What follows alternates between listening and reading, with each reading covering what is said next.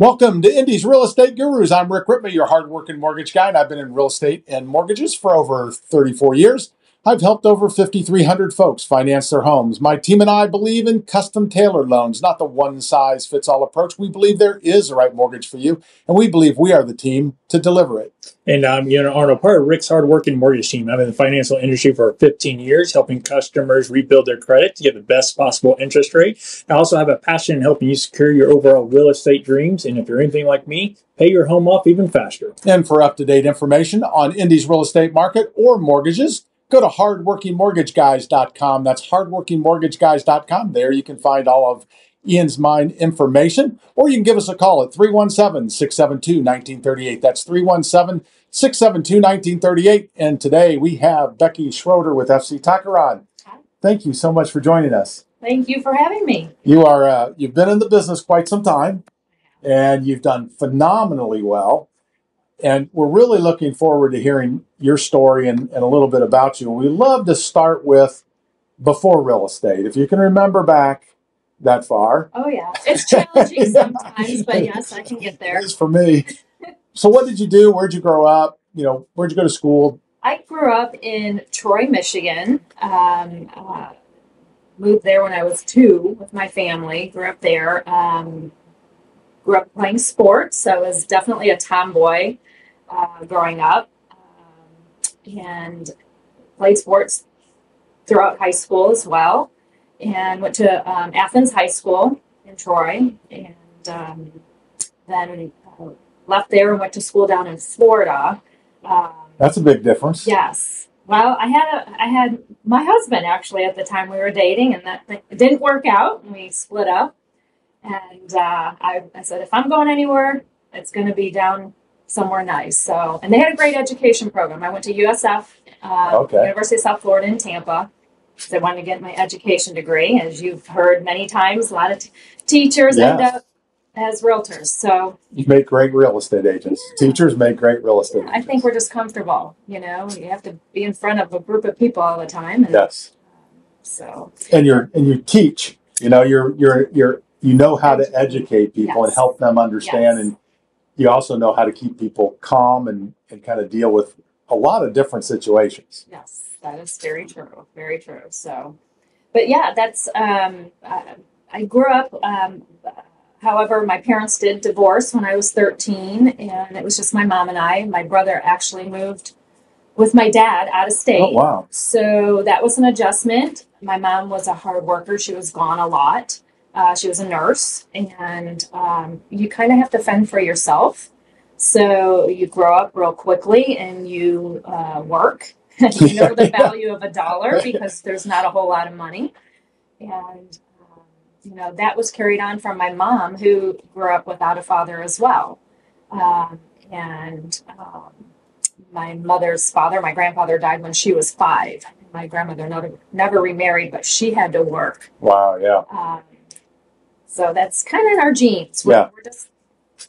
So you learned hard work from your mom and grandma. Absolutely. Wow. 100%. So what sports did you do? Gosh, everything. My mom and dad at the time, I started when I was young, put me in everything and anything. But I ended up falling into playing basketball in high school and soccer. But I played soccer my whole life. Okay. I was on travel teams, and then throughout high school. Gave it up in college, just kind of wanted to focus on college, but still played intramural. Okay. Plus, it's too hot to play soccer in Florida. True. So from there, how did you end up in Indianapolis, and how did you end up in real estate? Okay, so the boyfriend at the time we were dating, we broke up. Turns out he's my husband today. I moved down. He wasn't so bad. Right, he wasn't so bad. So 6 months apart, he ended up coming down to Florida. We got together. He went to USF as well. We both graduated together same year, and he landed a job with Thompson Consumer Electronics, which used to be here in Carmel, RCA Electronics. So we started moving around with his career and eventually landed here in Carmel. And then we had our children. We started having kids when we were still down in Florida. My daughter was born in Jacksonville, Florida. Actually, I take that back. We lived in Jacksonville, Florida. She was born in Tampa. We lived in Jacksonville, Florida until she was about 18 months. Okay.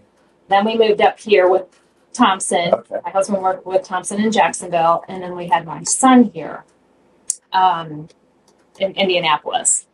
Lived here a short time, moved to Connecticut. Lived in Connecticut for 3 years. And then, moving up that corporate ladder here at Thompson, we got transferred back here, and we wanted to be in Carmel, and that's how we got here. When my kids got to the age of 7 and 10, they were old enough, and I just felt the need to have to, I wasn't working, I was a stay-at-home mom at that time. I just felt the need that I needed to do something, and I wanted to be something. I saw my husband climbing this ladder, and I thought, my kids are old enough, I need to find something I can do that's flexible. And that's, I had a garage sale, and this woman said to me, you could sell ice to an Eskimo, because, my thing, and I'm a people person. Right. So I thought, what can I do? Real estate it was. Well, you saw the other side of it quite a bit from all your travel, I'm guessing. I did. In fact, our our realtor on 3 transactions was an FC Tucker realtor. Oh, really? Yes. So she kind of paved the way, and hence helped me get into real estate as well. And so when you got into real estate, one of the hard things to get when you get into real estate is getting going. So how did you do that? What did you do? What was your process? I pounded the pavement. I was in the office every minute I could be until my kids got off the bus, and then I was home. I did all sorts of marketing to my community that I live in.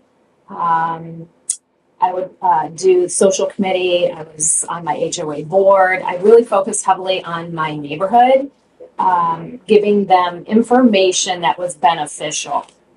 Market updates, updates in our own community. What's selling, what's not selling, why it's not selling.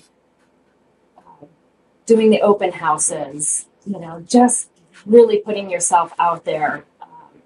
You're working 50 hours, 60 hours a week to get your business going. And it eventually pays off, but you have to stick with it. Yeah, the key is hard work and then doing the right things. I'm sure you had mentors. I did. Who were your mentors, and how important was that for you? So I would say one of my managers was a huge mentor to me. She's no longer a manager today, but Janet Hardy was always somebody I could go to. When I did get into the business, I did not have thick skin. So, and this couldn't be a cutthroat sometimes. And I can remember losing my very first listing. And I think I cried like a baby. I was so excited to have it, and then I lost it. And I thought, oh, if this is what this is about, I'm not sure this is for me, because emotionally it was like not good. Right. So she would obviously talk me through it. You're good at this. Positive reinforcement would help me write contracts, help me with developing my listing presentations and my buyer presentations. So she was a very big help to me and got me through, You develop thick skin along the way, as you know. So it's one of those interesting things. We've always had this conversation, and realtors mostly all say, hey, look, you got to be calm. You got to be collective. You can't show emotion. So it's interesting that when you first saw that, you showed the emotions, but then you've learned the process to be, like they say, a duck on the pond. Your feet are moving 100 miles an hour, but on top, you feel like you're calm as it can be. That's part of it. You're the expert. So when you're meeting people, actually for the first time, they're looking at you. You are the expert in your field. So you want to present that to them. And if you come off as incapable or, not knowledgeable, it's going to show. So Yeah, it's vital mhm. because it's a big decision, they're going to go through lots of emotion, whether they're buying or selling. There's a lot of emotion Absolutely. there. I relate this job in a way to my grandmother's role as a hairdresser her whole life. She was a therapist. She, people would talk to her about everything, a marriage counselor. We're almost in the same boat sometimes because you become very close and connected to your clients, and you'll see how the family dynamic interacts, husbands and wives interact, who likes what, who doesn't like what. And at the same time, you are pulling in all this information, trying to make it work and understand their process of things. We kind of almost turn into chameleons in a way, Right. to adapt to what our clients, lifestyle is or their thought process. Pull all that info in. Yeah, it's so most people think it's about real estate, but really it's a job about people And relationships, right, and understanding, and yes, and trying to work and see what's best fit for their needs. Yeah. And if somebody out there is looking to buy or sell, what's the best way to get a hold of you, Beckie? They can call me on my cell phone, pretty easy, 317-345-1122, or they can reach me on my email at bschroeder@talktotucker.com. And how do you spell Schroeder? SCHROEDER. All right, now I may butcher this, but if you need to get a hold of her phone number, she can then call or text 317-345-1122. Correct? I usually mess it up, and then nobody lets me do it again. So I did good on that one. So I got to ask, was your maiden name like Smith and it was something easy? Now you got to spell Schroeder all the time? No, my maiden name was Eppert. Oh, okay. So you still had to spell it and everything. So yes, exactly. Yeah, I don't think Schroeder's hard. It's just I can misspell anything. So if somebody would just spell it for me, that helps me. That's why. I get Schrader a lot. Oh, do you? Okay. Well, that's, yeah. See, and I didn't do that. No. I get a point for that. yes. Thank you. And to get a hold of Ian or I, go to hardworkingmortgageguys.com. That's hardworkingmortgageguys.com, or you can call 317-672-1938. That's 317-672-1938. And thanks for listening to Indy's Real Estate Gurus. The gurus we interview share valuable insights. They reveal their strengths, personalities, and how they'll work for you. While we hardworking mortgage guys secure your best mortgage, real estate gurus work hard too. They avoid problems the amateurs don't even see. They listen, and they find unrealized opportunities. If you're buying or selling a home, a real estate guru is a valuable asset. If you're even thinking of buying or selling a home, keep listening and definitely call one of Indy's Real Estate Gurus. All right, so we're going to take a late detour off the real estate side. Let's get to know you more. So say I take away your phone for 24 hours. After you get done having a heart attack, what do we catch you doing for fun? For fun, I am playing tennis. I play here locally at the Carmel Racket Club. I'm on a team. I have a summer team, a USTA summer team, and I also have a fall and winter league, which is called Sea Whittle. And you'll see me doing that. You'll see me, with my earbuds in and taking a walk, riding a bike. So I'm still trying to keep up with some sports and activity, and that's also therapy. And I love doing yard work because that's therapy. So have you gotten into pickleball? I know that's a huge thing. I have, and it's different from tennis. It's way different. The only thing I can liken it to is ping pong, but a little on a bigger scale. But it's fun. It's a lot of fun. Does it hurt your tennis game? It hasn't yet. Knock on wood here. So far, so good. Because when I played tennis, I was never very good. So I'm not saying but I'd play. And then I'd play racquetball. And when I played racquetball and went back and played tennis, it ruined my tennis game for some time. I had to get back into knowing the length of my racket and all. But again, I wasn't very good, so maybe it doesn't do that for somebody who actually can play. Well, so far so good. That's good. But I'm not playing pickleball every week, so. Yeah, we're finding more and more people who are really into pickleball. And my neighbor, she can't do any of it now, but she was like you. She played all the time, tennis all the time. and was on the USTA. USTA. Yeah, USTA. She did all that, and then she got, eventually, because she's her shoulder wouldn't handle it anymore, so she can't do rackets at all anymore. But man, when sometimes it's amazing how good some of the people are in tennis. Oh yeah. Not being pros, even just normal. Oh yeah. Yeah. That's why there's levels. Yes. Yeah, that's right. Do you meet a lot of your clients that way? I really haven't. There's so many realtors, and there's a lot that actually play tennis. So I can't say that I have met a lot of clients that way, but a lot of friends. Yeah, but it never hurts to get to know other agents, because you're working with it. It's not an adversarial. It shouldn't be an adversarial occupation. Correct. It should be, you have a listing, I have a buyer, let's work together. You want to sell the home, we want to buy the home, let's work this out. Absolutely. Right? Always a win-win. Yes. And everybody wants the same thing. They may want it differently. The seller wants the most money, the buyer wants to buy it as low as possible, but the reality is everybody's after the same end result. You have no idea how many times I have said that to other agents, because maybe their client always has to have the last word. And I said, I understand that. I understand maybe they feel like they have to have the last win here. But at the end of the day, let's try to convey that we're trying to make this a win-win for both parties. That's the goal. Right.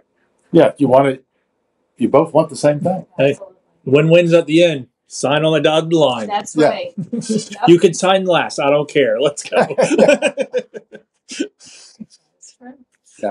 Go ahead. Since you've been in the industry for a little while, so how have you seen, like, if somebody buy a home for the first time, how has that helped them throughout the process of their life, whether it's buying more or staying in the same house?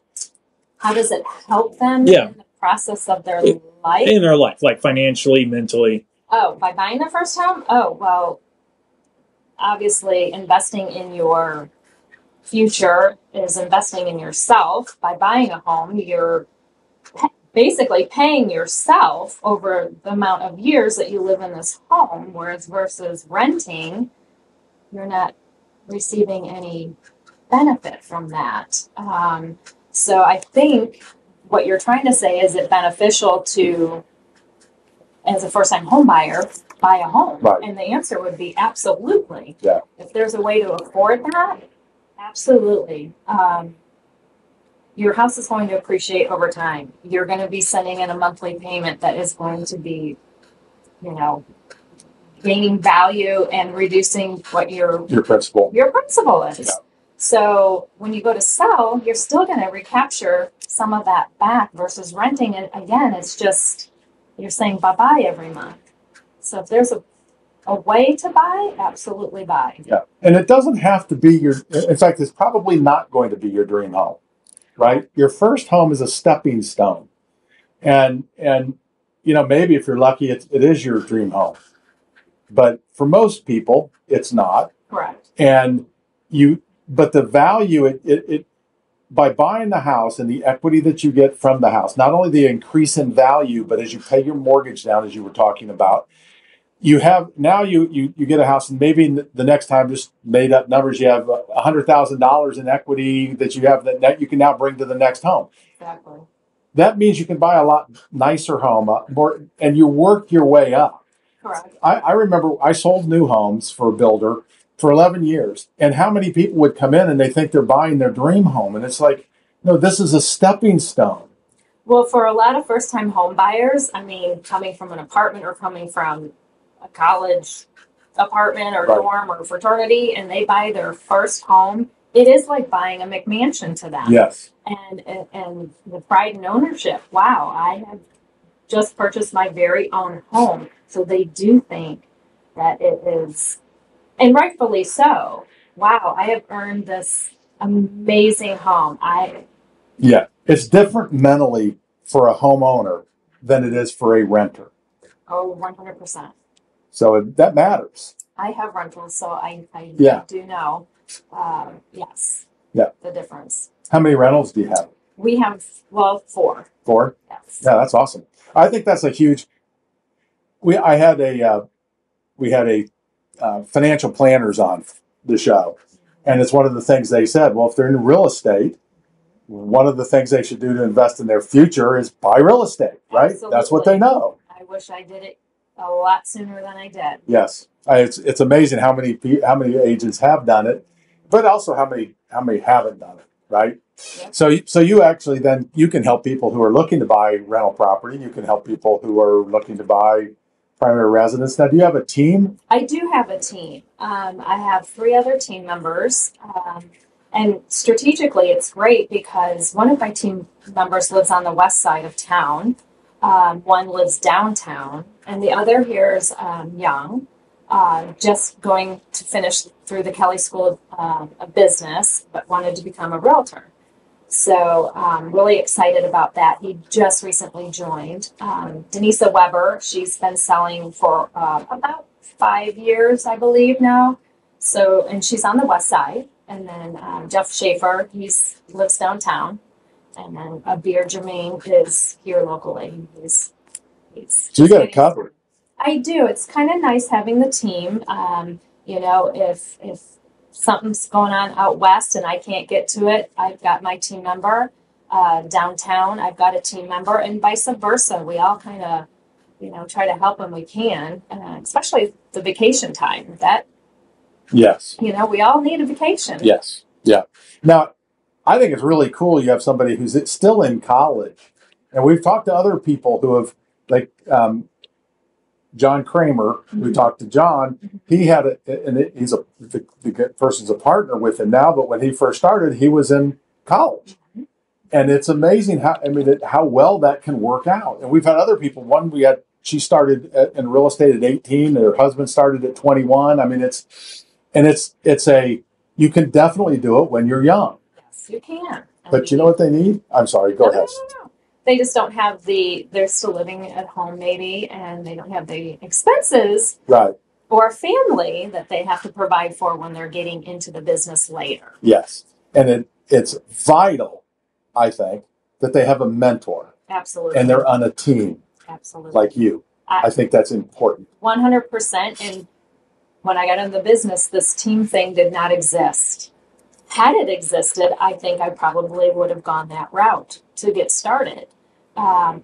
You learn so much. You really learn so much being on a team and being in the office. Yeah, you got to be in the office. Have to be in the office. I 100% agree. It just amazes me the people who think that they can do it from home when they're brand new.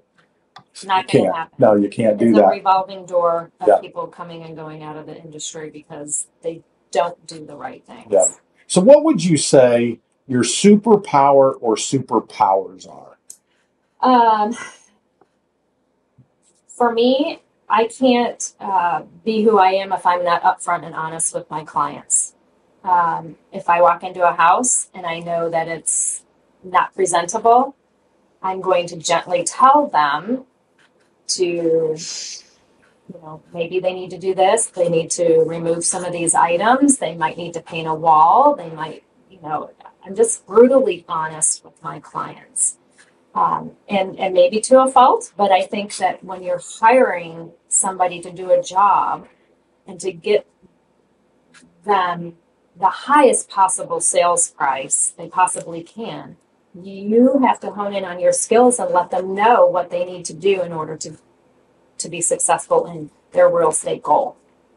So I'm brutally honest. Yeah. And with buyers, I would have to say the same. I have talked more buyers out of certain homes because I see things that they don't. Right. You're an expert.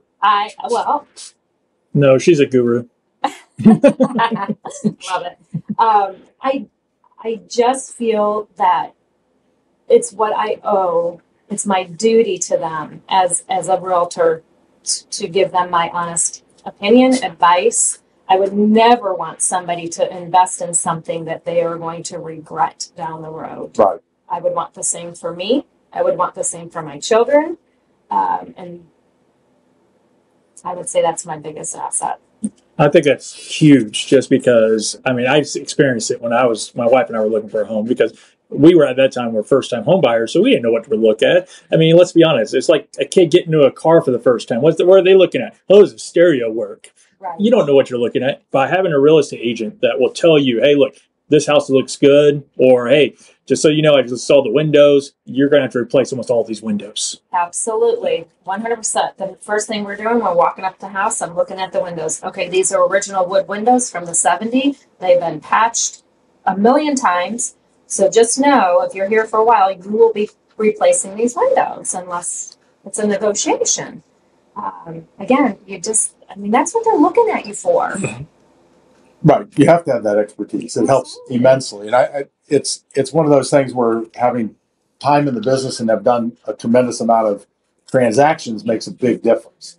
So if somebody is interested in talking with you about becoming either a real estate agent, or maybe they have a house to sell, or they would like to buy a home and they want your expertise, what's the best way to get a hold of you?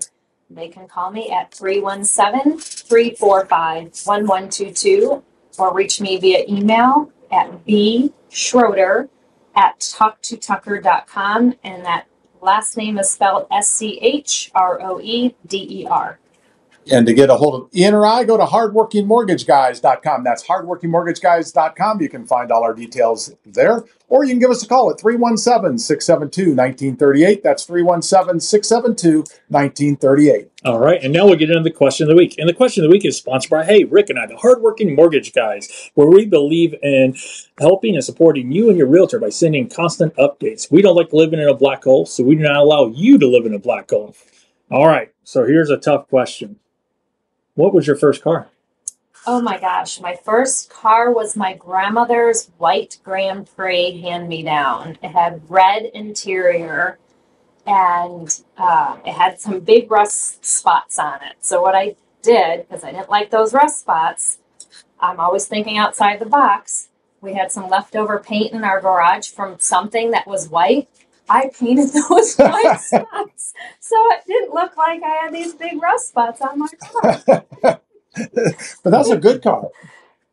A Grand Prix? Well, it was an it was an older Grand Prix. It was the hand-me-down. It's still, I mean, for a first car, that's a pretty good first car. And it was white with red interior. Yeah, that's it. Which is a good color. Yeah. My book. I like white. White's my favorite color in a car. So, okay. And I like cars, so it has to be a good color. I like it. And she even solved the rust issue. You just paint over it. You don't worry about it. You just paint over it. My girlfriend's father, who was a car buff, laughed at me and laughed at me. I'm like, hey, now from a distance, you can't see I have big rust spots.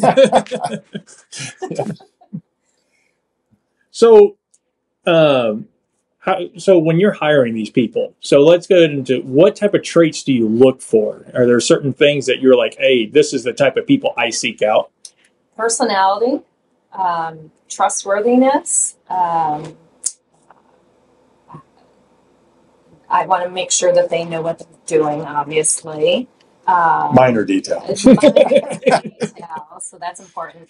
And just overall, if they can be on a team, work as a team. That is a huge point. I don't think a lot of people make it. There are some people that will work for a team, and then there are other people that are just in it for themselves. And I've seen it because I've managed tons of people, but it's interesting people's different aspect of their mind and how it works, and whether they are a team player or not. Exactly. And if you're not a team player, then you're probably better off going solo. Yeah, I would fully agree with that. Yeah, but that's a hard row to hoe. It's so much easier to work on a team, at least when you're getting going. Absolutely, because you always have your team lead or another team member at your beck and call. I mean, my team members, if they need me, they know they can call me at any time if they want me to review a contract, if they want me to help write something in further conditions, whatever it is, I'm always there. And I also get calls from other agents. Two managers at an office can't handle 180 realtors. So you do get other agents that will call you for advice.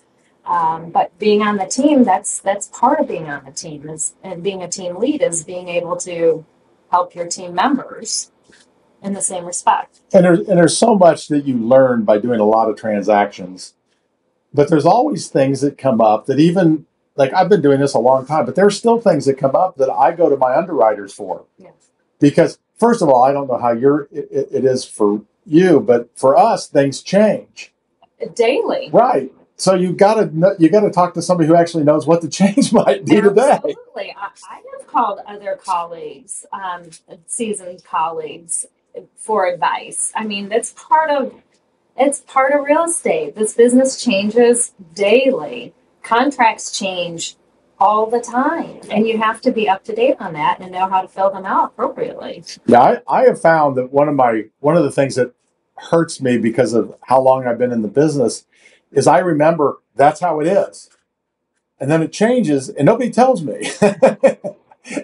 And I still think it's this way, you know? And so I have learned over time that I just don't assume anything I know is accurate anymore. I double check it because you just don't know. Absolutely. Absolutely. We have group threads with agents on it that will bounce questions off of each other. There was just one this morning about a new question on a listing contract that just came out. So you got to stay up to date on this stuff. You have to. Yeah, you have to. You don't want to make a mistake and cost a client a home or a purchase. Right. No, that's the worst thing you can do. Absolutely worse. All right. So what is one of your most memorable deals? Oh, okay. On a positive side or a negative side? Your choice. Okay. You can give us both. Okay, so on the negative side, I can remember clients buying, and this was several years ago. It was a high-end home for me at the time. And we did the final walkthrough an hour before closing, and we walk in, and we looked at the wall, and we noticed everywhere there was a picture, a nightstand, a bed. They had literally painted around these things and didn't paint behind them. So the entire house was like shapes everywhere. And we about died. We're supposed to close in an hour. Secondly, they took out all the lighting in the home and swapped it out with cheap lighting. And we're like, what is happening here? So needless to say, that closing didn't go over very well. And my clients weren't going to close until there was a credit, which they so deserved, for lighting and painting of the interior of the home. We got the credit, we closed, but that was a huge surprise. A lot of stress. A lot of stress. A lot of stress. One of my favorite, gosh, there's so many positive ones. I don't even know, how do you pick? Right. There's so many positive favorite stories. I've had clients move away and come back because they just wanted to be back here because they loved it here so much. Very gratifying. They call you back. I've had several clients leave and come back. I think the favorites are the clients that turn into friends. Not every client does turn into a close friend. But my favorite transactions are the ones that I become friends with. And you spend a lot of time with them. Yes. So it is easy to become friends and hang out. Well, and I will tell you, now I just thought of my absolute favorite client and transaction. I was listing a home in West Carmel, and I got a sign call. It was a gentleman. I showed him the home, and he says, I want you to be honest with me. I'm moving my family here from California. Is this the home I should invest in for my family? And I said, if you're asking me as a friend, I can give you that answer. I probably wouldn't invest in this home. And there was reasons. Big cell phone tower behind it, this, that, and the other. That might fly over in California. I went into the whole resale thing. Probably don't want this in your backyard. Well, he was very appreciative of that. And he ended up buying a home for me and ended up turning out to be a GM of a local car company here in town. And because he put so much trust into me, and knew I was a genuine realtor, I have received several referrals from him. But that's how I do my business. Right. So, Yeah, that's the key, right? And they become very good friends. Awesome. Yeah. Even like Rick and I were in the car industry before this, so we used to sell cars. Not Rick, but I used to sell cars online, and we're talking about Ferraris, Bentleys, stuff like that. So even out of state deals, people never seen these cars will pay for them and go. So just like you, it's phenomenal when you go through and you'll be like, there'll be a very small little scrape, and I'll take a picture and send it to somebody. And they'll be like, I don't really see anything.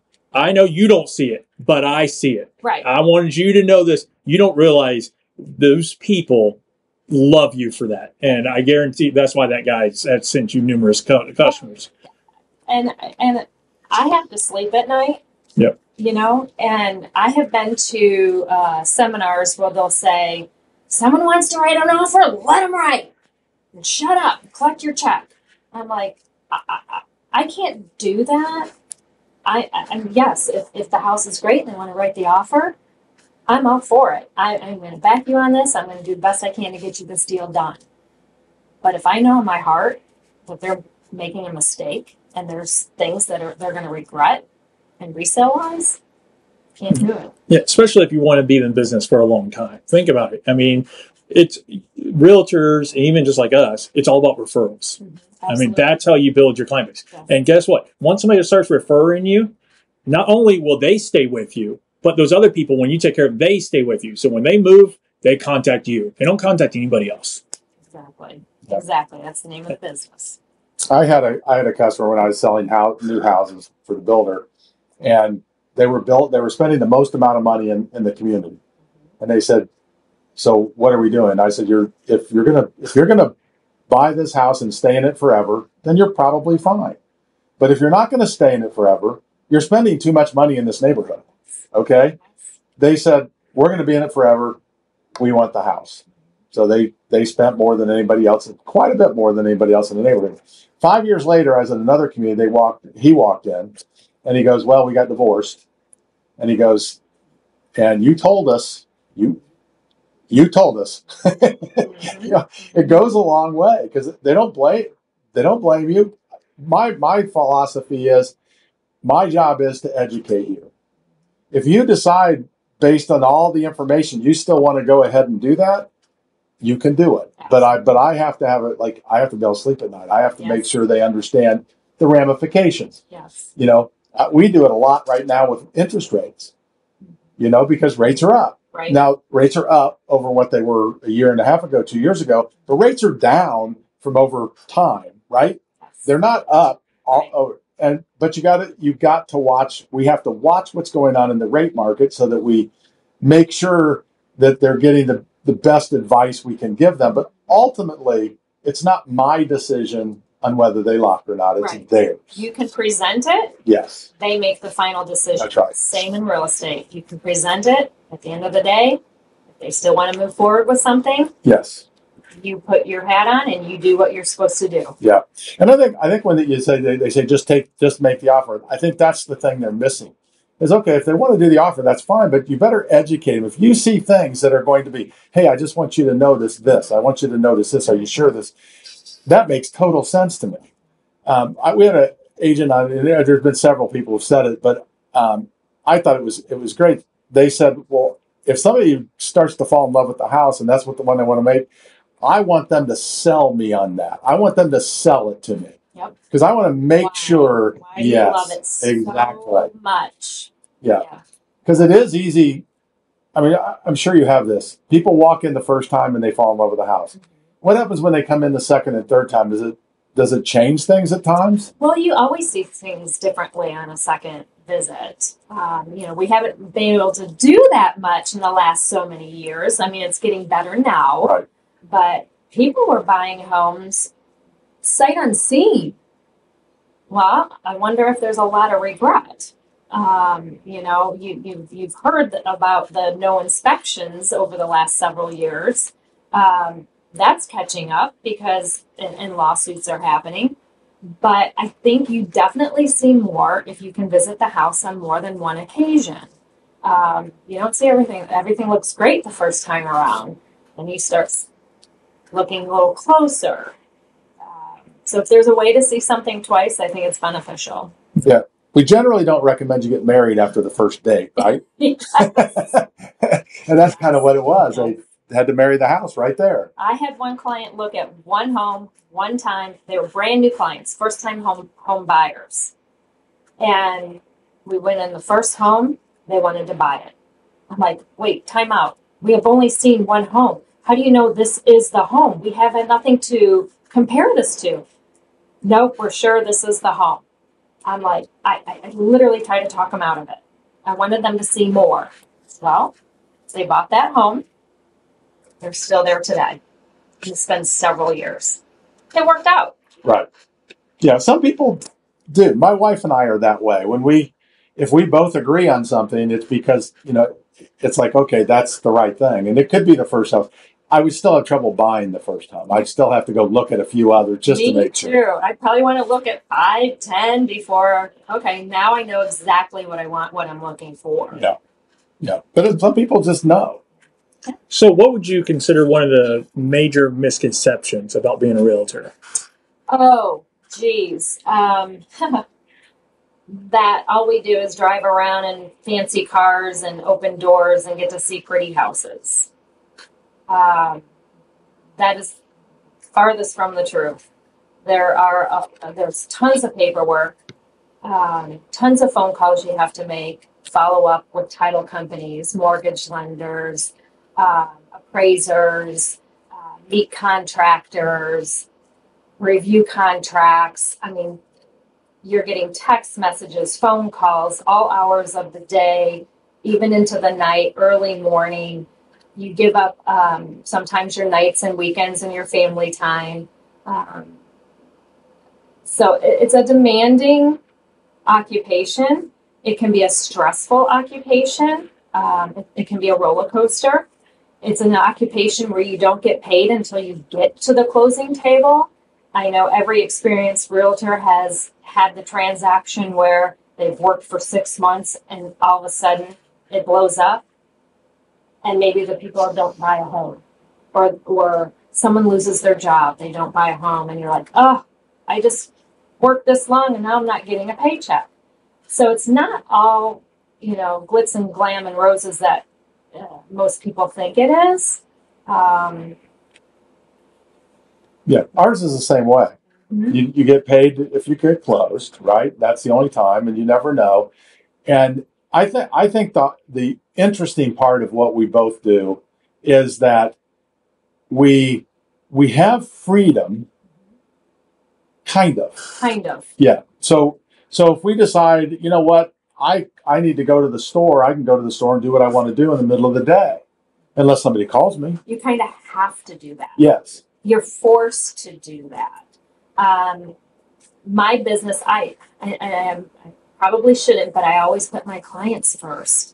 A lot of people say, yeah, you should put your family and this, that, and the first. It's a hard thing to do because your clients are counting on you.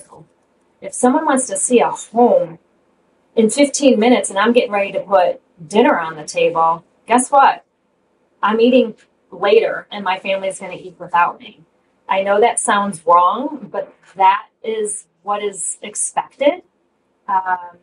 That's kind of how I run my business. Getting back to, your previous question, I had a client driving in a car with me once, and I don't know how we got talking, but she said, realtors are no different than toll booth workers. All you do is take our money. And I literally had to bite my tongue because I was so insulted. Yeah. That I just couldn't fathom that she would say something like that to me. On a positive note, if you look at that, I mean, there's just a different way to look at it, is it's kind of like watching a Olympic skater, right? You watch them and you go, I mean, that doesn't look that hard. Right. And then you can't even stand up on skates. Correct. And I think that it's in a way, it's a compliment to you in that you make it look so easy that that it just looks like you're not really doing anything. And the reality is you're doing a tremendous amount that they never see. They don't see all the work you put in. The background. They do not. They do not see the background. Yeah. But it is insulting also. Oh, yeah. I was totally insulted. But she ended up buying a home, so that's cool. Yeah, that's good. Yeah. Yeah. So she paid the toll booth. She paid well, actually, she did. The seller did. She was the buyer. All right. So if somebody would like to work with you, whether it's buying, selling, or even just talk real estate, what's the best way they get in contact with you? Again, they can call me on my cell phone at 317-345-1122, or they can reach me via email at bschroeder@talktotucker.com, and the last name is spelled Schroeder. And I wonder how many times you said talk to Tucker. A million probably. And to get up, and I do the same thing, so don't feel bad. And to contact Ian or I, go to hardworkingmortgageguys.com. That's hardworkingmortgageguys.com. You can find all our information there, or you can give us a call at 317-672-1938. That's 317-672-1938. And please follow us for more Indy's Real Estate Gurus. And a reminder, if you have any friends, family, and coworkers looking to buy, sell, refinance, let us know. We'll be more than happy to help you.